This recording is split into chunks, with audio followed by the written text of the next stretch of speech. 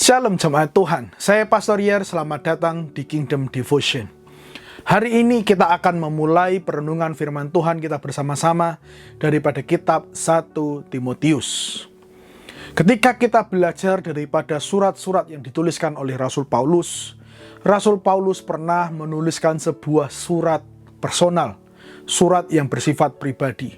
Artinya, sebuah surat yang dituliskan kepada seseorang tertentu, bukan kepada sebuah gereja atau kelompok jemaat. Paling tidak di Perjanjian Baru kita menemukan ada 4 kitab yang bersifat surat pribadi, yaitu 1 Timotius, 2 Timotius, kitab Titus, dan juga kitab Filemon. Itu semua bersifat personal, karena ada sebuah tujuan tertentu yang mau disampaikan Rasul Paulus kepada orang tersebut. Dari keempat kitab tersebut, kita bisa mengetahui bahwa ada sebuah kedekatan khusus yang dimiliki oleh Rasul Paulus kepada Timotius. Hanya Timotiuslah yang menerima 2 kitab atau 2 surat secara khusus dari Rasul Paulus. Dan juga di dalam kitab 1 Timotius, Paulus menyebutkan bahwa Timotius anak yang sah di dalam iman. Bukan anak sah dalam darah atau kandung, tetapi hasil daripada dia merawat dan menjaga anak ini, maka dia berani berkata, ia adalah anak rohaniku yang sah. Nah, jemaat Tuhan, kita akan melihat kalimat-kalimat pembuka yang disampaikan oleh Rasul Paulus, di mana kita dapat menemukan sebuah hikmat ilahi yang bisa kita terapkan dalam kehidupan sehari-hari. Mari kita baca bersama-sama dari kitab 1 Timotius, pasal yang pertama, ayat 1 dan 2. Dari Paulus Rasul Kristus Yesus menurut perintah Allah, Juru Selamat kita, dan Kristus Yesus dasar pengharapan kita. Kepada Timotius, anakku yang sah di dalam iman, kasih karunia, rahmat dan sejahtera dari Allah Bapa dan Kristus Yesus Tuhan kita menyertai engkau. Sebagaimana yang sudah kita baca, ayat 1 menunjukkan siapakah penulis daripada surat ini, yaitu Paulus sendiri. Dan ayat kedua menunjukkan tujuan daripada surat ini dituliskan bukan kepada kelompok gereja, bukan kepada sebuah kelompok jemaat, tetapi kepada Timotius sendiri, di mana ia menyebutkan anakku yang sah dalam iman.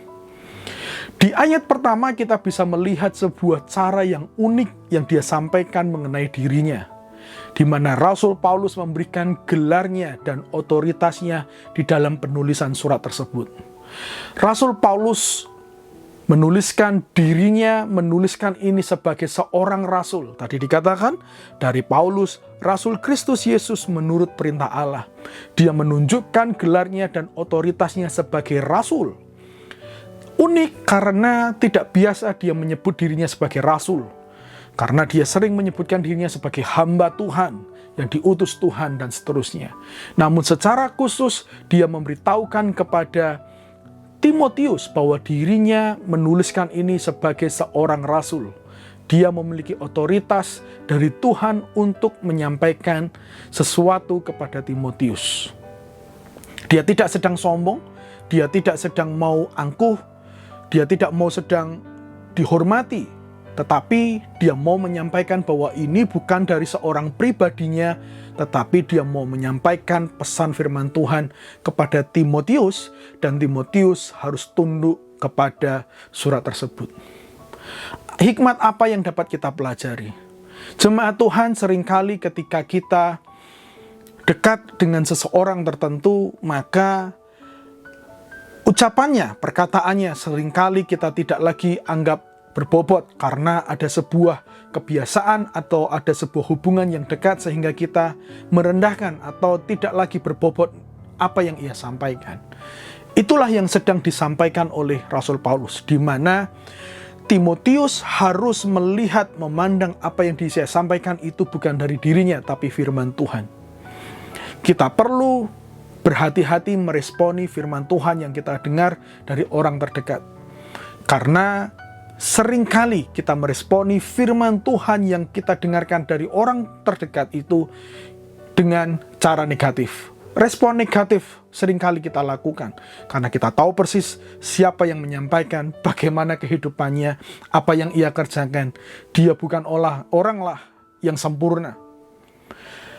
Tetapi di ayat ini kita belajar bahwa kita perlu tunduk kepada firman Tuhan, terlepas siapa yang menyampaikannya.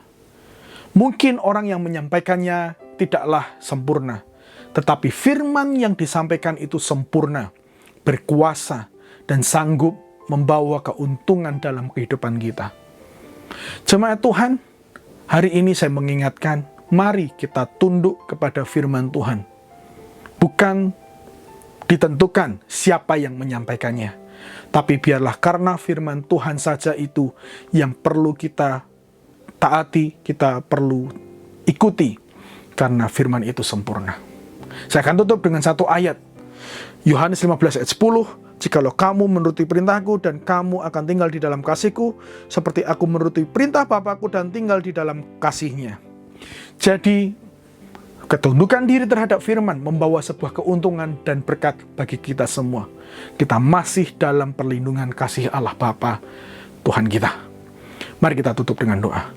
Hari ini kami belajar ya Bapa, mengenai firman-Mu, di mana kami perlu tetap tunduk terhadap firman.